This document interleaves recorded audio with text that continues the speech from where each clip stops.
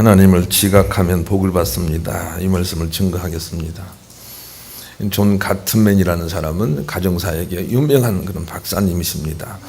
이분은 그냥 평범한 공학 박사였습니다. 직장생활 열심히 하고 성실한 사람이었습니다. 그런데 어느 날 아내가 못 살겠다 하고 이혼을 통보했습니다. 그리고 이혼을 당하고 학교에 가보니까 자기와 비슷한 처지에 있는 그런 한 박사님이 한 분 같이 계셨습니다. 그래서 같이 논의를 하는 거죠. 우리가 왜 이혼을 당했나라고 생각을 해봤습니다. 아무리 해도 이해가 잘 되지 않았습니다.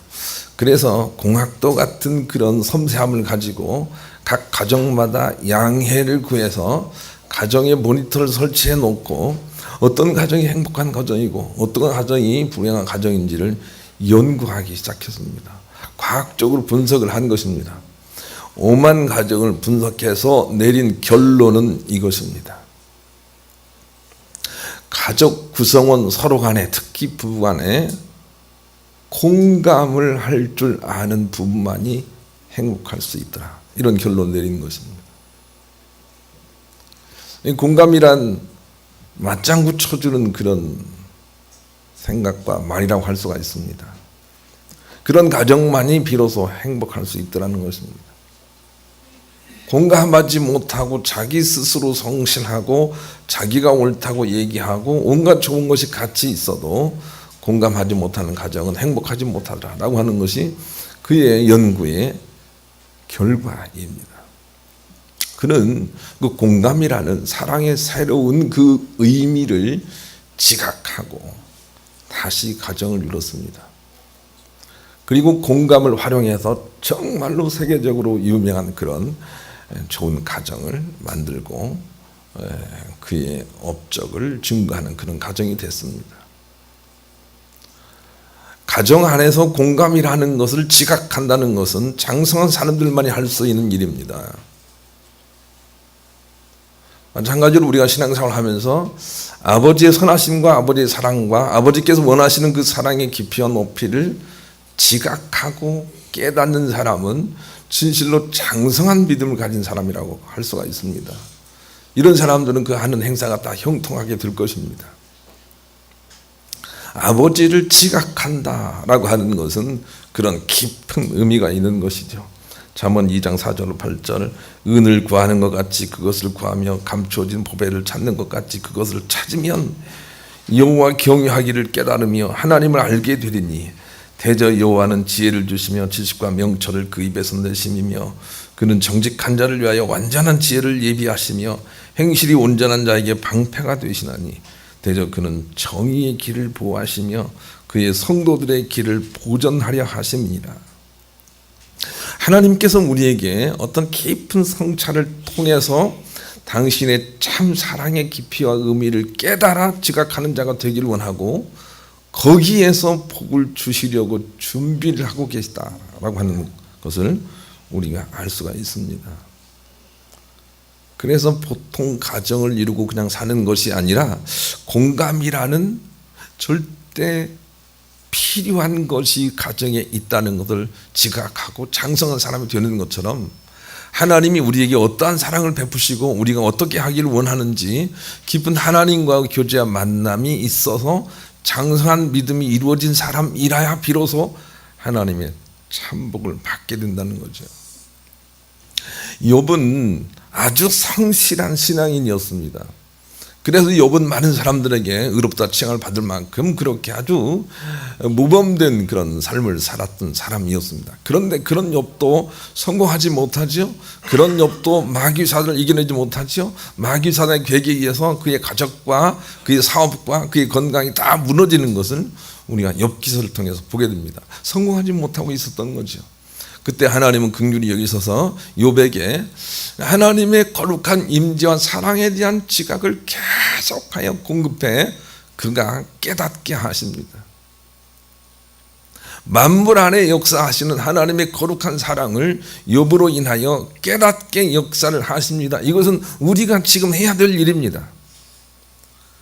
그리고 욥은 자기가 믿었던 좁은 소견의 신앙생활을 접어버리고 크고 위대하신 하나님을 지각하는 장성한 믿음으로 회개를 합니다. 그리고 나서 하나님의 참복을 받는 걸 우리가 보게 됩니다. 하나님은 우리가 장성한 지각력을 가지고 하나님 앞에서 예배해서 참복을 받기를 원하는 깊은 의미로 우리를 이끌고 계시다는 것을 우리가 알 수가 있는 것이죠. 욥기 42장 1절 6절 이렇게 고백을 합니다. 욥이 여호와께 대답하기로되 주께서는 못하실 일이 없사오며 무슨 계획이든지 못 이루실 것이 없는 줄 아오니 무지한 말로 이지를 가리는 자가 누구니까 나는 깨닫지도 못한 일을 말하였고 스스로 알 수도 없고 헤아리기도 어려운 일을 말하였나이다. 내가 말하겠사오니 주는 들으시고 내가 주께 묻겠사오니 주여 내게 알게 하옵소서. 내가 주께 대하여 귀로 듣기만 하였사오나 이제는 눈으로 주를 배움나이다. 그러므로 내가 스스로 거두어드리고 티끌과 제 가운데서 회개하나이다. 좋은 믿음을 가지고 있는 것 같았던 욥이 더 깊은 믿음으로 회개합니다. 이것이 우리에게 필요한 하나님 부르심이 있는 거죠. 좋은 가정을 이루고 있다. 그것을 하나님이 원하지 않고 더 깊은 성찰을 통해서 그 하나님께서 원하시는 인간의 사랑에 대한 지각을 가지고 변화되기를 원하는 것처럼 우리 믿음도 하나님에 대한 온전한 지각력을 가지고 깊은 믿음의 회개를 이루어서 욥의 축복에 참여하기를 주께서 원하신다는 것을 우리가 알 수가 있는 것입니다. 그러니 우리가 하나님을 지각하기 위해 참 노력을 많이 해야 되겠습니다. 하나님을 지각하지 못하면 하나님의 안타까움이 거기 있습니다. 시편 14편 2절로 3절 여호와께서 하늘에서 인생을 구워 살피사 지각이 있어 하나님을 찾는 자가 있는가 보려 하신즉 다 치우쳐 함께 더러운 자가 되고 선을 행하는 자가 없으니 하나도 없도다 그랬습니다. 하나님께서는 이 깊은 지각을 가지고 하나님의 거룩한 참 사랑의 지각력을 가지고 예배하고 또 신앙생활하는 사람들을 늘 찾고 있는 거죠. 그런데 그런 사람이 없어서 안타까워하고 있습니다. 오늘 우리는 예배를 드리고 있는데 하나님의 그 놀라우신 사랑에 잇대어서 예배를 하고 있는 사람이 얼마나 되고 있는지 우리가 생각할 필요가 있습니다. 제가 군대에 있을 때 어느 날 이렇게 편지를 2통을 이렇게 받았습니다. 한 편지는 친구에서 왔고 한 편지는 제가 가르쳤던 여학생으로부터 편지가 왔습니다. 그래서 제가 답장을 쓴다고 정성을 다해서 답장을 썼습니다. 그리고 나서 보내기는 봉투를 서로 바꿔서 보낸 것입니다. 친구에게 보내야 될 편지 내용 속에는 그 여자 제자에게 쓴 정성스러운 편지가 들어가 있었고 그리고 반대로 이렇게 들어가 있었습니다. 저는 몰랐어요. 나중에 휴가를 나와서 제 친구 하는 말이 너 그런 편지가 어디 있느냐 라면서 자꾸 뭐라고 얘기를 하더라고요. 알고 보니까 주소를 바꿔 쓴 거였어요. 우리가 하나님께 예배하는데 그냥 우리가 예배합니다. 그저 난 다른 사람과 함께 그냥 예배를 하는 것입니다. 이런 그냥 드리는 예배는 주소를 잘못 쓴 편지와 같아서 하나님께 가지를 않습니다. 우리가 깊은 성찰을 통해서 하나님의 본질에 대한 이해와 만남이 있고 나서 그 하나님께 예배를 드릴 때만 비로소 하나님 앞에 우리 예배가 상달이 된단 말이지요.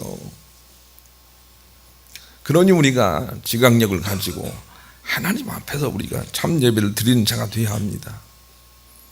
우리가 사도신경을 암송할 때 전능하사 천지를 만드신 하나님 아버지를 내가 믿사오며 하고 하나님의 그 임재의 거룩하심에 대한 호명이 있은 후에 우리가 신앙 고백을 하는 것을 잊지 말아야 됩니다.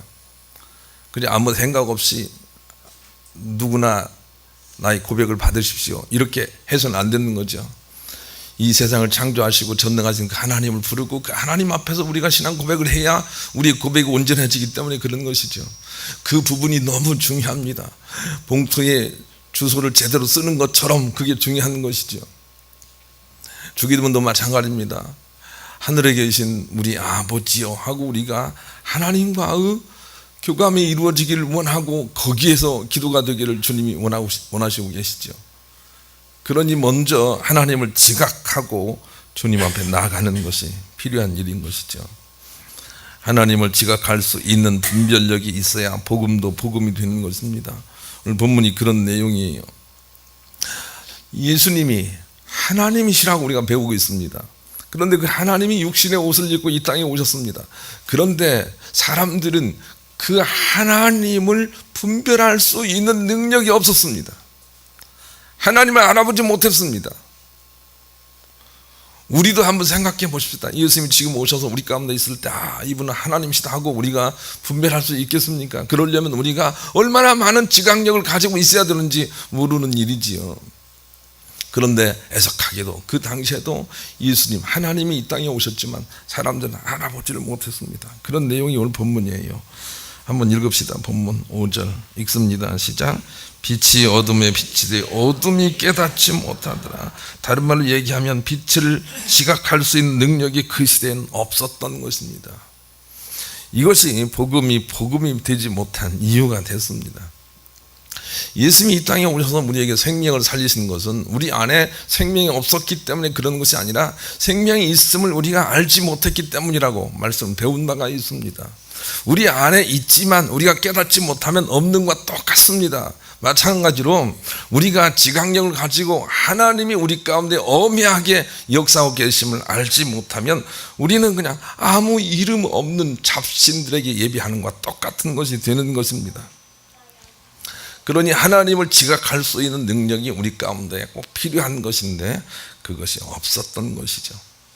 그리고 예수님이 이 땅에 오셔서 인간들을 설득할 수 없어 당신이 몸소 모범된 삶을 사시고 돌아가심으로 우리로 하여금 그 죽어있던 생명에 대한 지각력이 깨어나기를 원하셨습니다.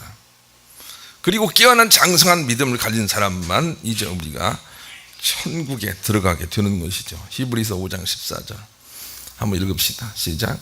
단단한 음식은 장성한 자 이것이니 그들은 지각을 사용함으로 연단을 받아 선악을 분별하는 자들이니라. 이런 장성한 믿음을 가진 사람만이 이제는 천국을 소유할 수 있게 돼 있는 것이지요. 그러니 우리가 그 하나님 앞에서 하나님을 분별하여 만나고 지각하는 믿음으로 신앙생활을 하고 있어야 됩니다. 이런 일들에 대하여 예수님이 이 땅에 계시면서도 얼마나 목마름으로 이런 사람들 찾고 있었는지 모릅니다. 마태복음 16장 17절로 20절도 읽어보십시다. 예수님의 마음을 우리가 알 수가 있습니다.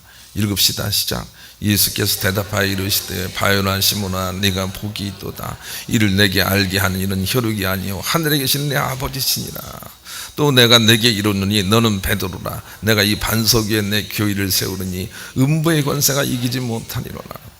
내가 천국 열쇠를 네게 주리니 네가 땅에서 무엇이든지 매면 하늘에서도 매일 것이요 네가 땅에서 무엇이든지 풀면 하늘에서 풀리라 하시고 이에 제자들에게 경고하사 자기가 그리스도인 것을 아무에게도 이르지 말라 하시니라. 베드로가 예수 그리스도를 알아봤습니다.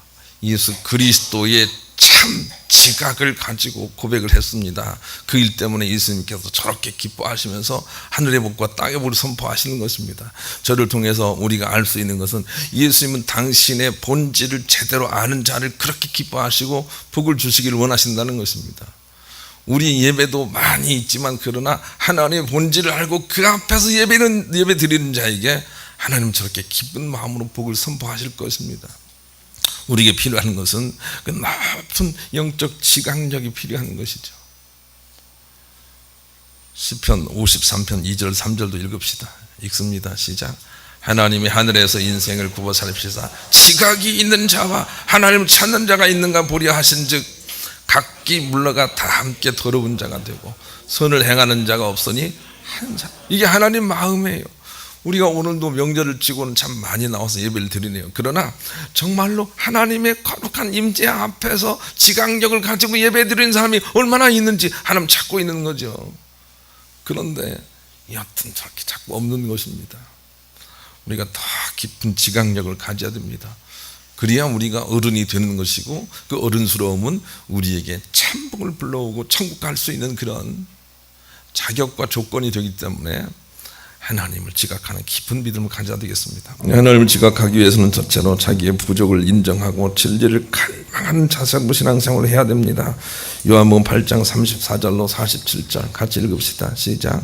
예수께서 대답하여 진실로 너희에게 이르노니 죄를 범하는 자마다 죄의 종이라.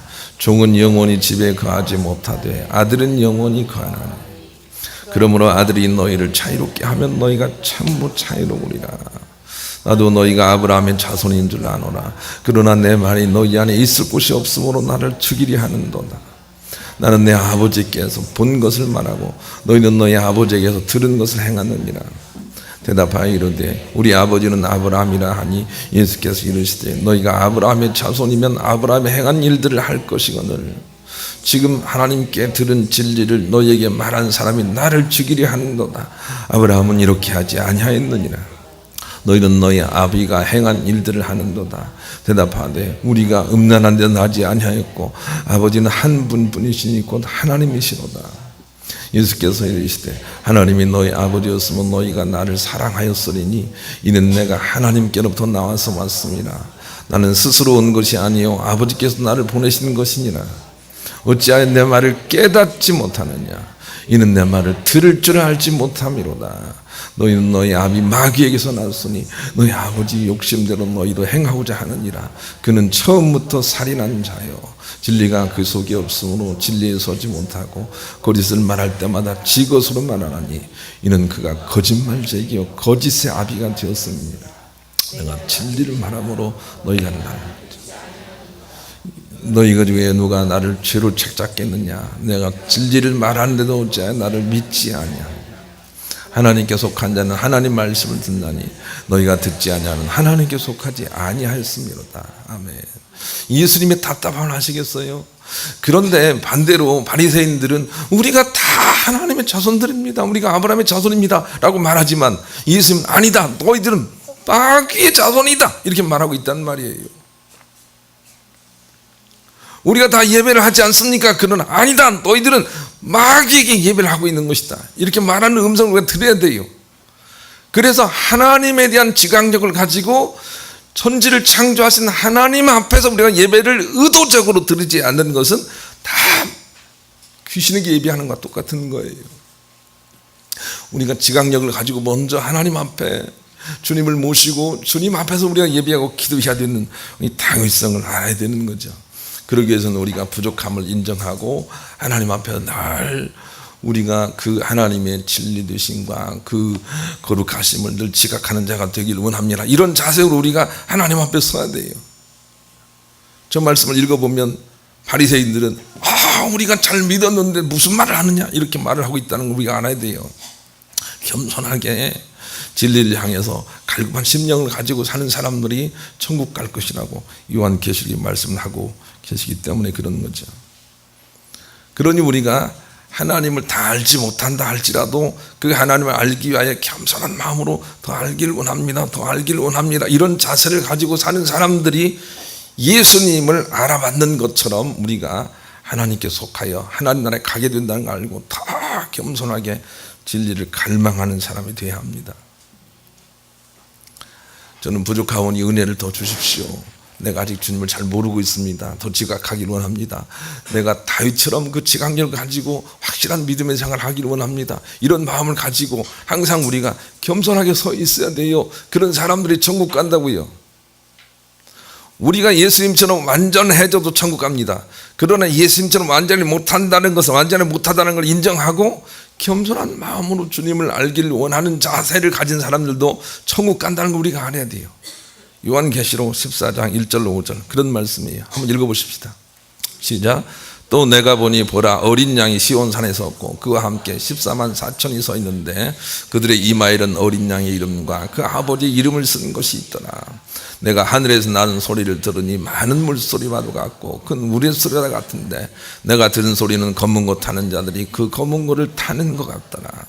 그들이 보좌 앞과 내 생물과 장로들 앞에서 새 노래를 부르니 땅에서 속량을 받은 14만 4천 밖에는 능히 이 노래를 배울 자가 없더라. 이 사람들은 여자와 더불어 더럽히지 아니하고 순결한 자라 어린 양이 어디로 인도하든지 따라가는 자며 사람 가운데에서 속량을 받아 처음 지은 열매로 하나님과 어린 양에게 속한 자들이니 그 입에 거짓말이 없고 흠이 없는 자냐. 4절 다시 보이죠. 4절 보여주세요. 이 사람들은 14만 4천이요. 제가 읽을게요. 14만 4천 천국 가는 사람들이에요. 이 사람들은 여자와 더불어 더럽히지 않고, 이 여자는 거짓 가르침이라고 보면 됩니다. 여자와 더불어 더럽히지 아니하고 순결한 자라 어린 양이 예수님이죠. 어디로 인도하든지 따라가는 자며. 이런 사람이 천국 가요. 어린 양이 어디로 인도하니 그냥 따라가는 거죠. 이런 믿음이 있었더라면 바리새인들이 예수님을 알아봤을 거예요. 주님을 알아보고 따랐을 거예요. 그런데 그들은 자기가 옳다 하기 때문에 못 따른 그런 버림받은 자들이 되는 것이죠. 여러분, 우리가 항상 예수님처럼 돼야 하는데, 예수님처럼 하나님을 지각하고 바른 믿음으로 살아야 되는데, 이런 마음을 가지고 예수님이 이끄시는 대로 자꾸 따라가려는 마음, 이조차도 천국 갈 수 있는 조건이 된다는 걸 알고 겸손하게 우리가 신앙생활을 해야 돼요. 겸손하게. 주님, 아직도 내가 잘 모릅니다. 이런 마음을 가지고 해야 됩니다. 그런데 어느 순간 내가 잘했는데, 내가 선지자 노릇을 했는데, 내가 병을 고쳤는데, 이렇게 교만해지지 말아야 됩니다. 그래야 우리가 하나님을 지각하고 천국 가는 자가 되는 거죠. 복음성가 509장처럼 이런 마음을 가져야 되겠어요.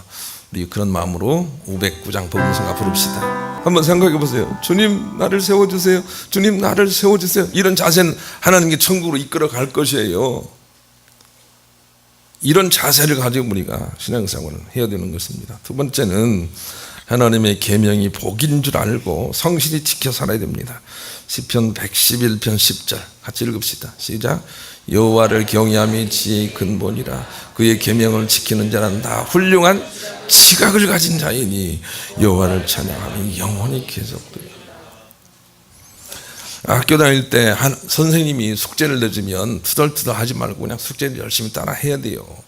그것은 숙제를 위해서 그런 것이 아니라 그냥 순종적인 그런 자세가 세상에서 쓰임받는 사람이기 때문에 더욱이나 그런 거예요. 학교에서 선생님이 숙제를 많이 내준다고 해서 막 원망 불평하지 말기를 바라요. 그냥 순종적으로 따라하기를 원해요.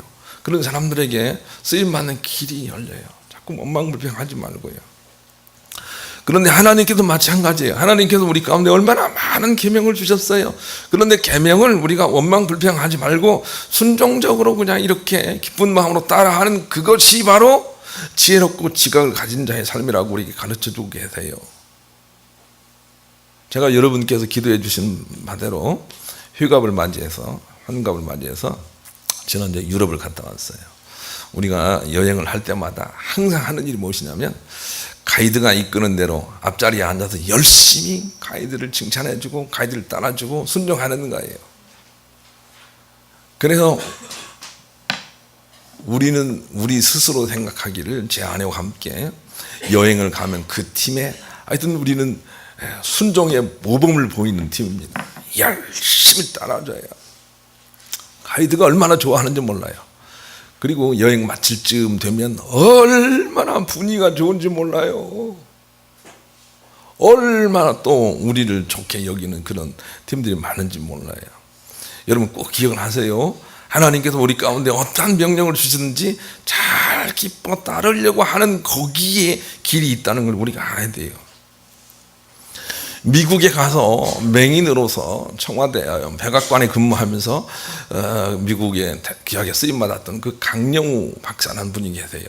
그런데 그분의 가훈이 무엇이냐면 하나님 계명을 지키면 수천대 복을 받는다예요. 하나님 말씀대로예요.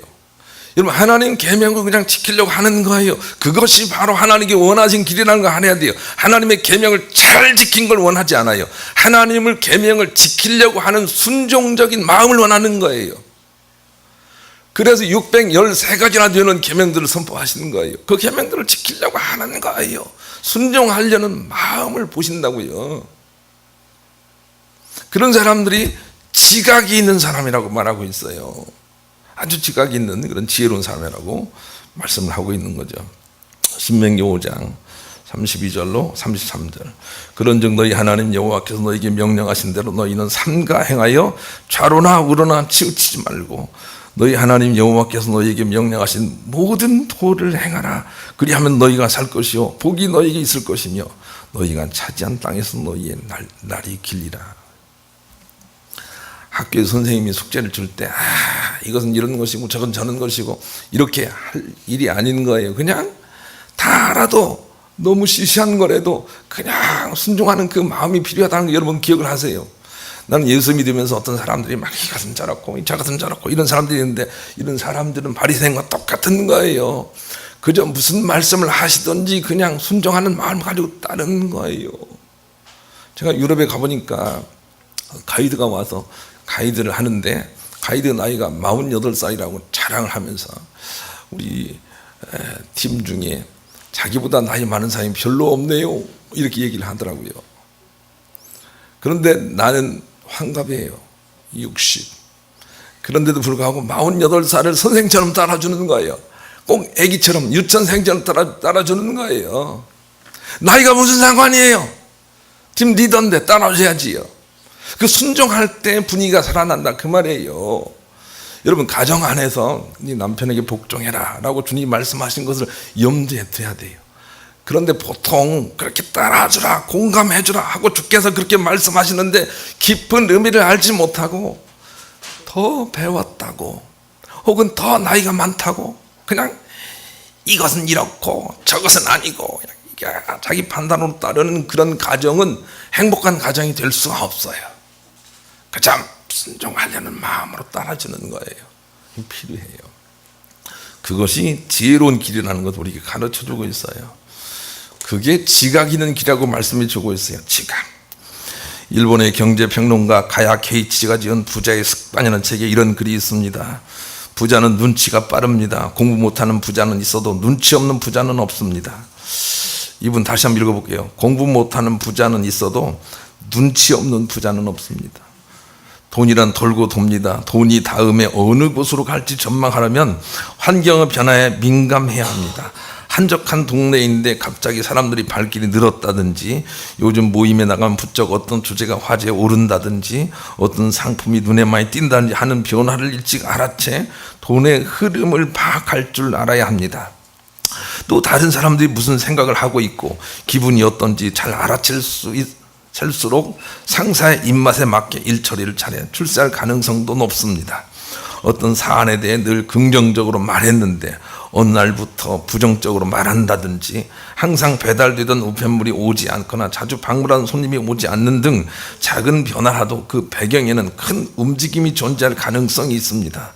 고객의 마음을 잘 읽으면 영업의 달인으로 성공하기도 쉽습니다.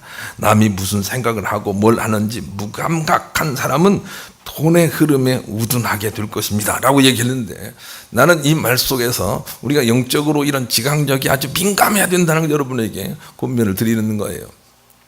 하나님이 지금 어떻게 역사하시는지 하나님의 촛불은 지금 어느 곳에 머무르고 있는지 우리 가정에는 과연 하나님의 섭리가 있는지 이런 부분에 둔감한 참복을 받는 사람은 없습니다. 우리 가정에 하나님의 임재가 있구나. 우리 교회와 우리 예배에 하나님의 임재가 있구나. 우리 예배 중에는 장성한 믿음을 가지고 하나님 지각하는 사람들이 있구나. 이런 일에 둔감하고 그냥 예배 드렸습니다 하는 사람 중에 천국 가고 참복받을 사람은 없다는 것이죠. 장성한 지각력이 왜 필요한지를 우리가 알아야 되겠습니다. 오스트리아의 베토벤 아시죠? 이번에 제가 오스트리아에도 가봤는데 거기서 깨달은 게 이런 거예요. 오스트리아는 베토벤이라는 천재를 통해서 지금 수백 년이 흐른 뒤에도 베토벤 이름으로 부자가 된 나라가 오스트리아더라. 베토벤 이름으로. 베토벤 상품마다 베토벤 이름이 있고 베토벤 보러 얼마나 많은 사람들이 오는지 모릅니다. 그게 하나님께서 수천 대까지 복을 주시는 한 방법이라는 걸 깨달았어요. 여러분, 그런데 베토벤이 자기가 가르치는 제자들이 선생님이 너무 탁월하니까 어떻게 하면 선생님처럼 그렇게 될 수 있습니까? 라고 하는 질문에 대해 이렇게 말했다는 걸 꼭 기억을 하시기 바랍니다. 네가 섬세한 훌륭한 예술가가 되기 원한다면 공기의 흐름마저도 파악할 수 있어야 한다. 그렇게 가르쳤다는 거예요. 여러분, 우리에게 정말 필요한 정신입니다. 지금 이 공기의 흐름 속에 하나님의 거룩한 오른손의 임재가 있는지를 알고 우리가 예배하는 자가 되어야 됩니다. 여러분의 가정 안에도 이런 거룩한 하나님의 임재가 있는지를 늘 지각하고 우리가 그 하나님 편에 서서 살아가는 일을 해야 됩니다. 그래야만 우리가 이끌림 받는다고 깊은 지각력을 우리에게 주님이 원하고 계시는 것이 오늘 본문의 내용이라고 할 수가 있습니다. 참복은 바로 이런 지각력에서 나오는 것임을 우리가 알아야 되겠습니다. 마태복음 13장 18절로 23절 같이 읽읍시다. 시작. 그런즉 씨 뿌리는 비유를 배우라. 아무나 천국 말씀을 듣고 깨닫지 못할 때는 악한 자가 와서 그 마음에 뿌려진 것을 빼앗나니 이는 곧 길가에 뿌려진 자요 돌밭에 뿌려졌다는 것은 말씀을 듣고 즉시 기쁨으로 받되. 끝이에요. 23절 나 아시죠? 예. 그러나 옥토에 뿌려진 사람들은 어떻게 되는 거죠? 말씀을 듣고 기쁨으로 잘 받아들이고 그리고 잘 가꾸어서 아름다운 열매를 맺는 사람들이죠. 그러니 하나님이 주시는 복도 역시 마찬가지로 하나님 말씀에 대한 깊은 지각력을 가지고 잘 깨달아서 그리고 그 앞에서 신앙생활 하는 사람들이 복을 받는다는 걸 우리가 알아야 되겠어요. 지각력, 깨달음, 여기에 하나님의 참복이 달려 있다고요. 어거스틴은 하나님을 이렇게 지각하고 있어요. 우리도 이런 지각력을 위해서 나가야 되겠어요. 주여, 당신은 엄연히 존재하시지만 만질 수 없는 분이시고 만물을 변화시키지만 당신은 변함이 없은 분이시며 당신을 사랑하시지만 뜨거워지는 법이 없으시고 질투하시면서도 마음에 미움이 없으시며 후회하시지만 그것이 당신을 아프게 하지 못하고 분노하시지만 언제나 태연자약하십니다.